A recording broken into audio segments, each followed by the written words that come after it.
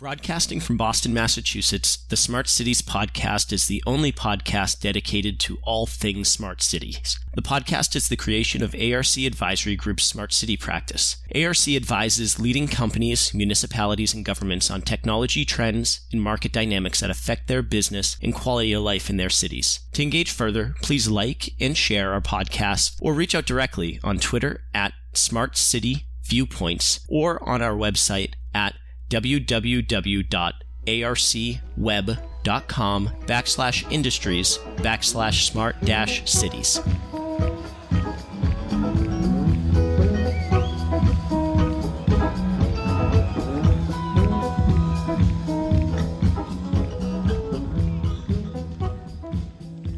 Hi, and welcome to the ARC Smart Cities podcast. I am Larry O'Brien, Vice President of Research at ARC Advisory Group and part of the Smart Cities team. I have joining us today Greg Jackson and Stephen Rivas of Win 911.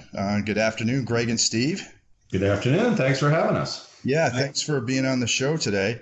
So we're going to talk about a lot of different stuff today, I guess. We're going to talk about alarm and event notification, specifically remote alarm and event notification, right? Given the current situation that we have today with COVID-19, we certainly notice at ARC that there is a big push to do a lot more things remotely for many reasons, not the least of which we have a lot of people working in control rooms today in critical infrastructure industries and smart cities and all kinds of industrial environments that are in pretty close proximity to each other. And that can be a real challenge with something like COVID-19 going around. So this is really driving people to do a lot more things remotely that they didn't do before. But just to sort of frame the discussion there, I was wondering, Greg and Stephen, maybe you could tell us a little bit about yourselves and a little bit about Win 911 before we go into the meat of this and start asking the really deep questions. So Greg, maybe you can go first. Sure. I'm Greg Jackson. I'm the CEO of Win 911 Software. So we exist to provide easy and reliable alarm notification for industry and infrastructure companies. Yeah, and I'm Stephen Rivas. I'm the product manager. I've been with Win 911 for, I think, 9 years now. It's been a long time. Started out with product support, and now I'm the product manager. So Win 911 is kind of a unique company. You guys have been around a long time. I first ran into you when I was doing the first edition of our alarm management software study. But you guys are unique, and maybe you could tell us a little bit about why you're unique and how long you've been around and how you've sort of carved out this niche for yourself as a remote alarm and event notification company. Sure. So we've been around for over 20 years. And like you say, we are a kind of a unique capability that exists. And we fill a critical gap for automation and control systems. And so what we do is we really bridge from those networks out to remote workers. And so we've built a capability that can be implemented relatively quickly and easily. And so what we do is we tie into the control and automation systems, and we look for or listen for certain alarming and event information. And then we take it, and based on different criteria, could be severity, could be particular piece of equipment, could be time of day. We have a logic engine that essentially says, okay, if this happens at this particular time, let's grab it and let's send it to a particular person or a group of people. And we have the connections into the automation systems on one side. On the other side, we have our notification methods. So we support voice over IP, we support SMS texting, we support email, we have an announcer capability. And then over the last several years, we've been spending a lot of time and effort building out our smartphone and tablet apps.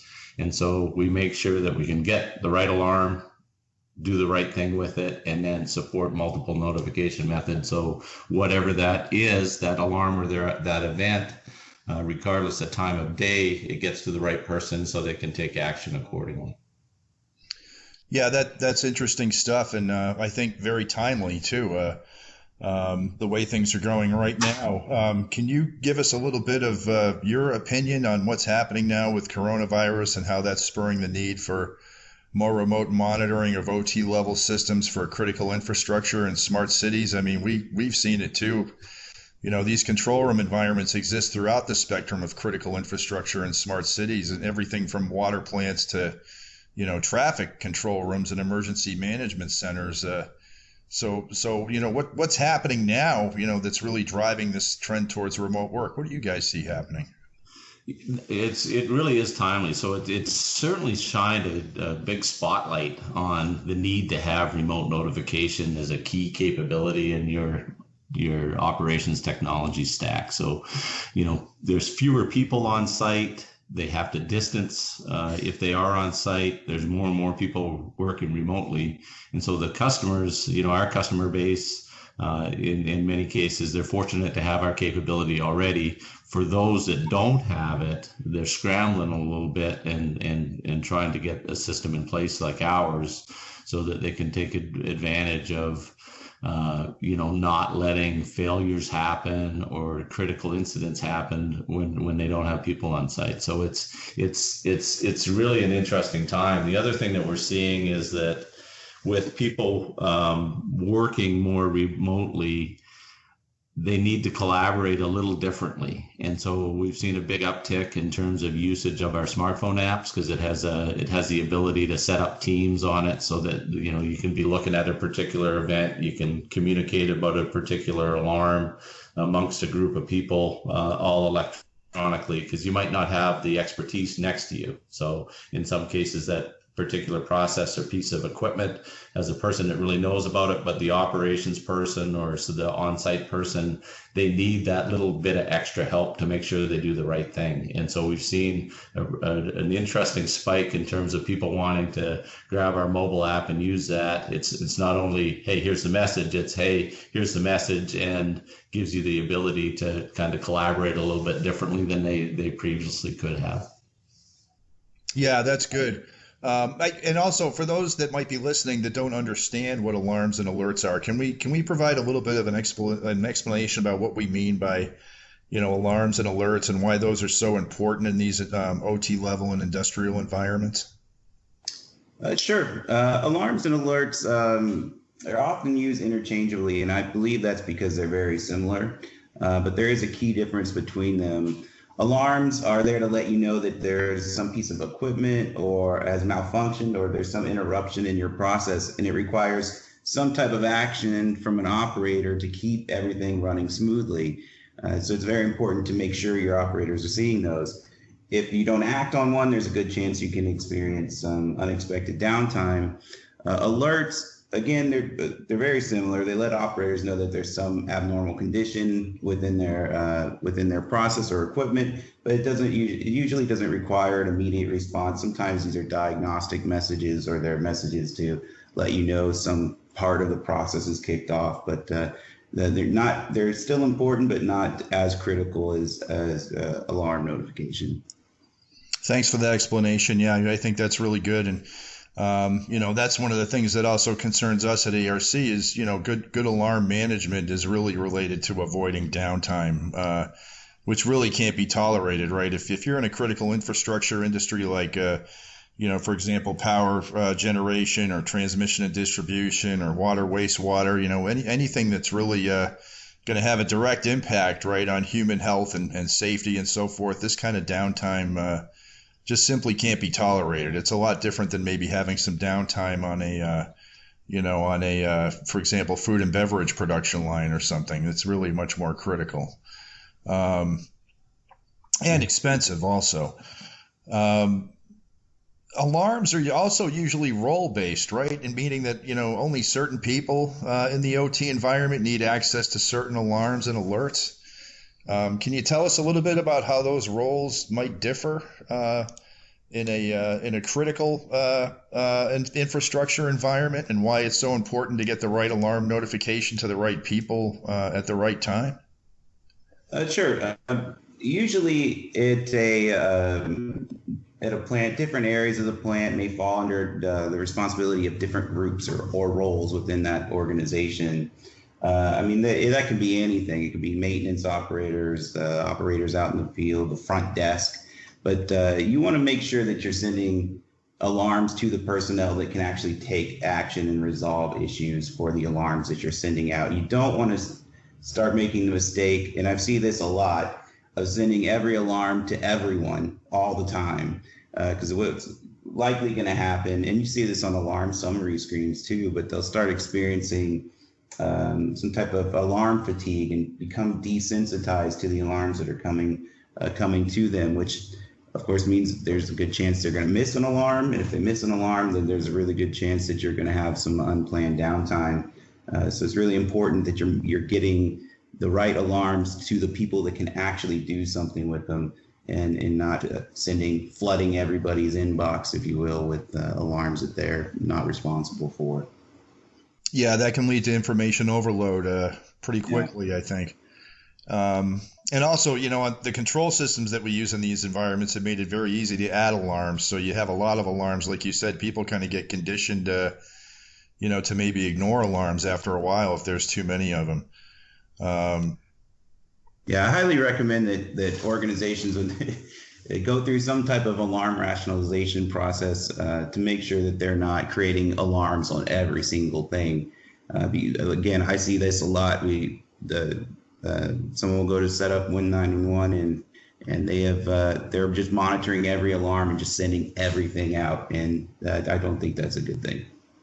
No, definitely not. And that's kind of what I like about your solution is you can do this kind of role-based access, so only the people that need access to alarms and alerts can get it. I think right now too, when you look at implementing systems, for example, a lot of the systems that are controlling these facilities and things like water plants and even, intelligent buildings and so forth, these are really kind of highly engineered systems that take a long time to install and engineer, but something like what you're doing, I would actually, categorize it as an industrial IoT solution. I mean, even though it's probably been around for, a lot longer than we've been using the term IoT. But to me, it really is an IoT-based solution, in that you can kind of install it on top of, whatever types of control systems you have, or whatever kind of an operating environment you have, and get it up and running, pretty quickly, without having to tap into, your CapEx budget or something like that. Can you talk a little bit about how, what are the advantages there? What can you, what does it take to install Win911, and how long and how complex is this task?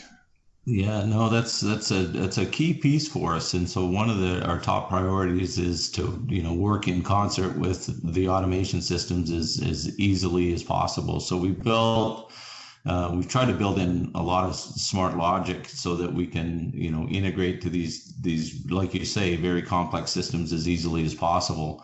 And once we're integrated in, how do you just subscribe to the this specific group of alarms? It might be by severity, it might be by area, it could be by time of day. And so just to make that as easy as possible. So we've had 20 years to kind of get better at it. And, we're fortunate to work with a global network of partners and systems integrators that can literally download and implement it in as little as a day. And sometimes it takes a little bit longer. It really depends on the size of the plant or the number of alarms being monitored and the types of people and the escalation policies that you want to put in place. But, right.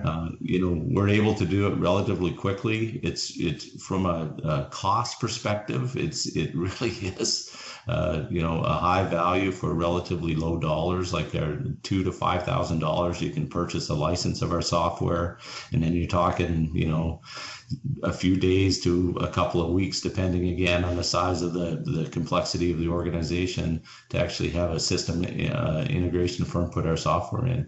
And once it's in and running, it's, like you mentioned earlier, we're just, if there's updates to the automation platform in terms of alarming information and you're taking advantage of our subscription and filter capabilities, we just automatically see that. So it's relatively low maintenance. And then it's just really the care and feeding of the system of, updating schedules and those types of things. And it's pretty easy to train, the operators and the control engineers to, manage the system, in literally a couple of minutes to, an hour a day. So it's not really a big deal to get it in and to maintain it on an ongoing basis.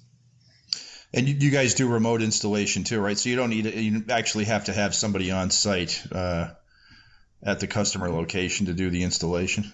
We do. So, and as do many of our partners, and that's actually been a theme in recent weeks. Is a number of companies have implemented procedures where they don't allow external third party people on site. So in many cases, many of the firms that we work with, they have secure techniques to get into, with the plant's permissions, to get into these things, and they can do it all remotely, and that makes it that much more easier for them. Yeah, and that's really one of the things I wanted to bring out here is that we view it as an industrial IoT solution, really, in that it can be installed on top of a bunch of different platforms pretty quickly.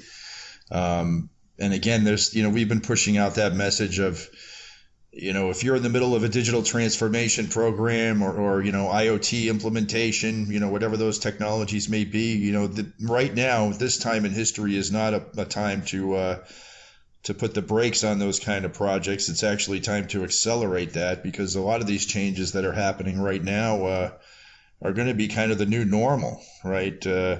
I don't think this is going to be all over and we're going to go back to having, control rooms running the same way they ran before. We're probably going to have fewer people, on site, and more things are going to be done remotely. And this is going to be a long-term trend, not just sort of a quick fix.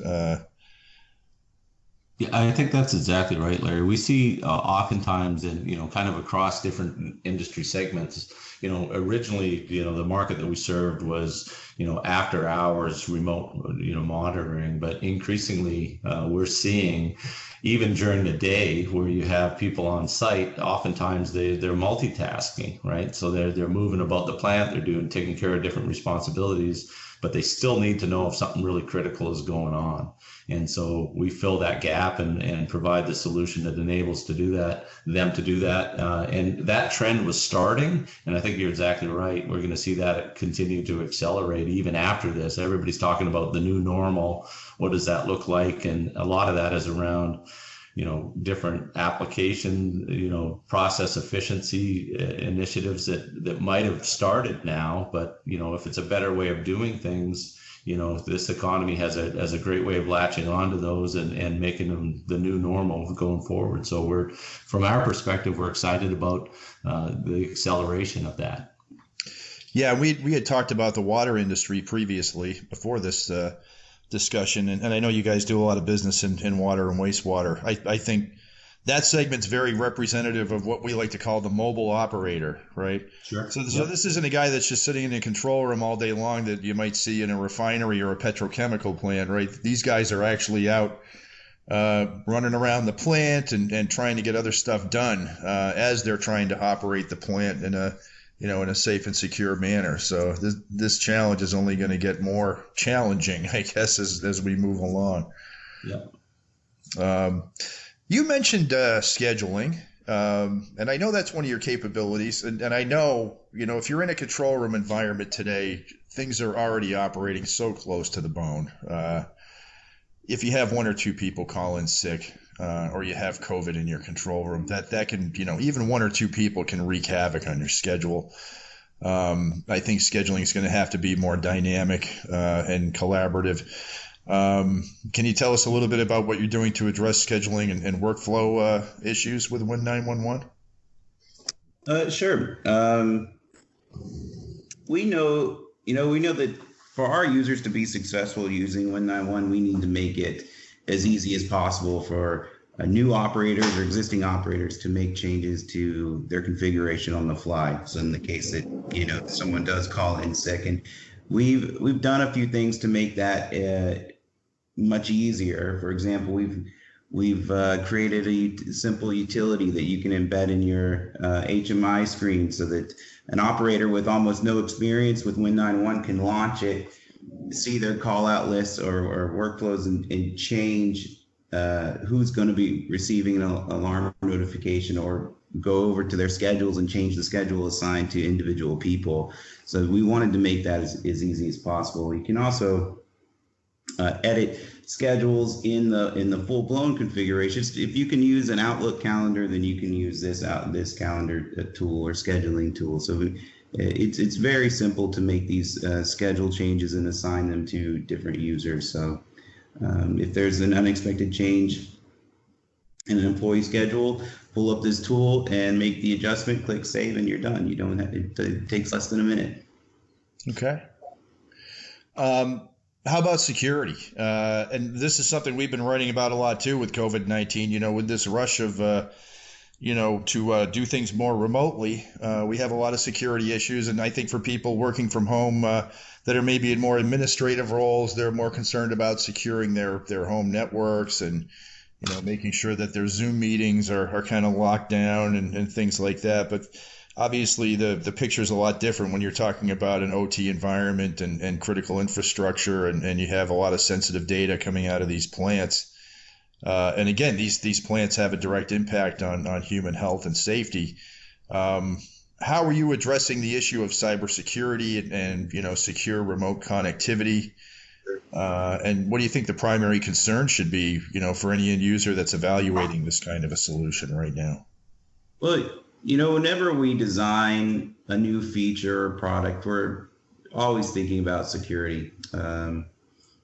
For example, we released our mobile app last year, and our main objective over everything was to make sure that communication to and from Win91 was secure and encrypted. In fact, we met with several of our larger customers with dedicated cybersecurity teams to validate our architecture to ensure Win91 is going to fit in their environment. The main thing that we're seeing is that nobody wants inbound connections on their network.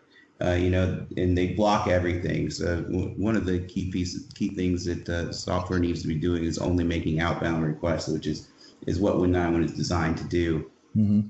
We also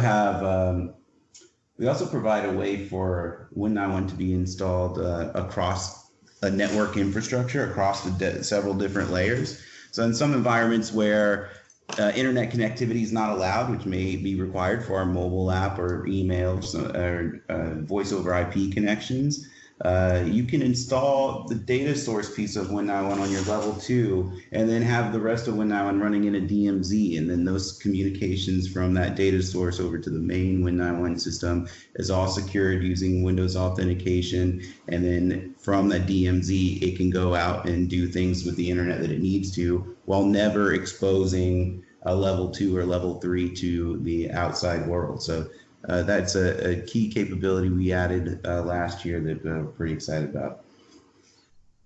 Yeah, and we were talking about this before too, as far as dependency on the internet, because obviously as more people are working from home now, it's, putting a lot of pressure and a lot of strain on the internet infrastructure. You have other ways of communicating as well, right? Not just internet. I mean, since you've been around a while and you have a lot of experience in the SCADA business, for example, you can communicate through a lot of different methods. Can you talk a little bit about that? Sure. I mean, so you're right. Some of our notification options, they're dependent on the internet connectivity. I mean, the mobile app I was just talking about obviously needs to have internet connections. But we also have notification options that don't require internet access. For example, our customers can send text messages to their operators with alarm information. And to do that, we use cellular modems that tie into that cellular network rather than go through the network in an organization.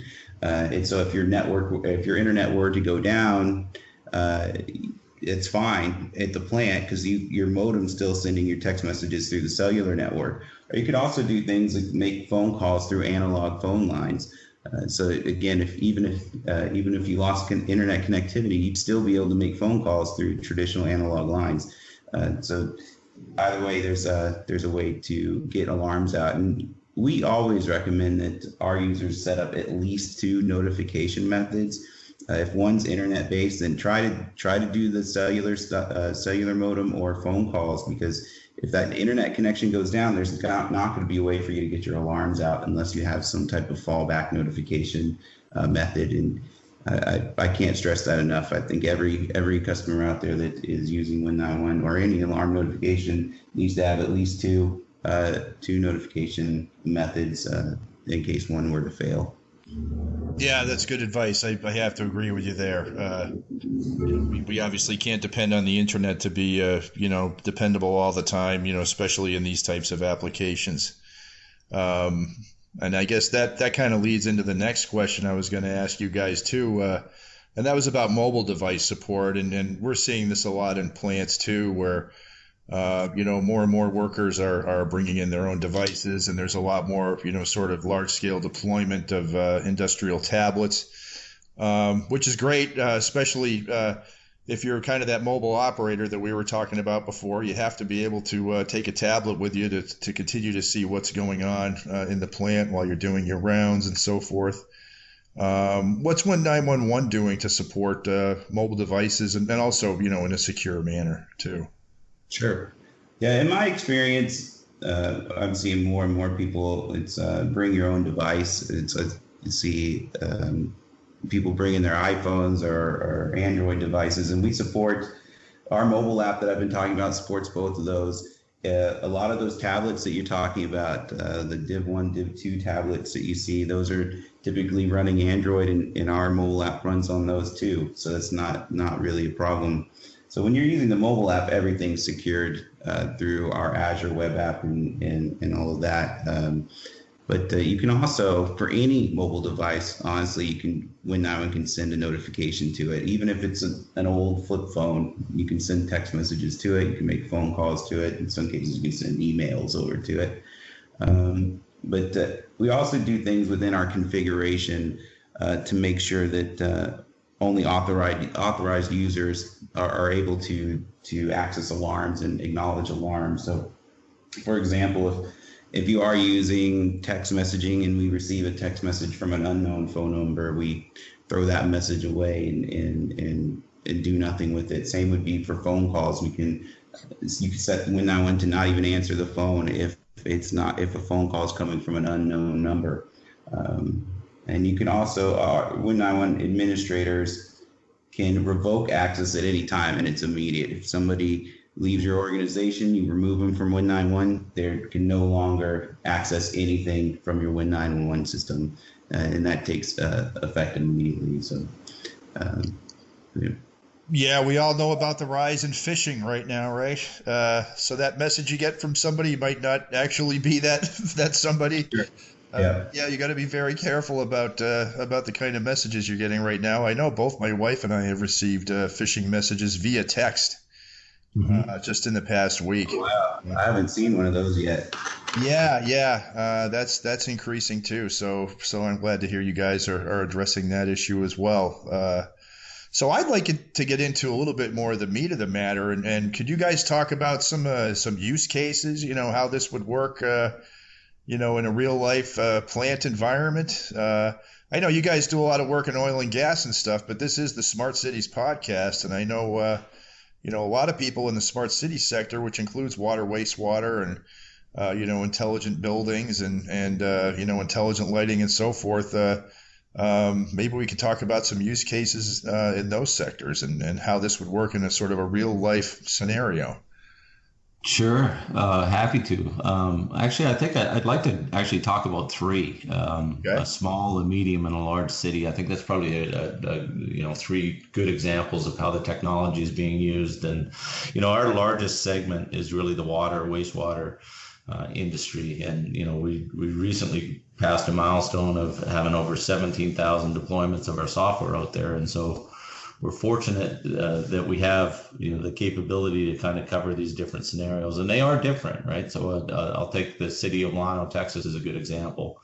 On the smaller side in terms of a city, it's got 36 lift stations, 53 miles of water lines, a 3 million gallon per day surface water treatment plant, all managed by a really small staff. It's amazing, what these small groups of people do, across the country to keep things running. I know Llano, and I just want to interject because this really hits somewhere that means a lot to me, and that's how these rural communities are managing a lot of this stuff right now, because I know they're under a lot of pressure. Tons. Yeah. Tons. So no, it's interesting. So they need technology and tools to help them be able to just kind of survive, and not only survive, but provide a fundamental service to their community and their citizens. And so they have this use case where relatively small team of people. For the most part, they're on the go all the time, and they have assets over this geographically diverse kind of area. And so they needed to know, hey, which particular piece of equipment might be an alarm, and then be able to ping it and say, okay, well, it might be an alarm. Is this a highly critical item right now, or can I finish the task at hand and get to it maybe in 20 or 30 minutes? And so they implemented our software and were able to dramatically cut response times and improve overall efficiency. So it's a good example in a smaller city scale. Kind of the medium city scale, the city of Carmel, Indiana, they have around 100,000 people. So more staffing, right? With the larger city, more staff. One of the things that attracted them was the ability for some of the scheduling capabilities and flexibility around different roles that Stephen talked about earlier. So they've chosen to implant alarms go to one team, lift station alarms go to another. There's different, skill sets on the organization. And, they run, today they run 2 shifts during the week and 1 on weekends. And then after hours, they use our software in conjunction with their SCADA package to keep things running, effectively and efficiently. So, same software configured differently serves their needs.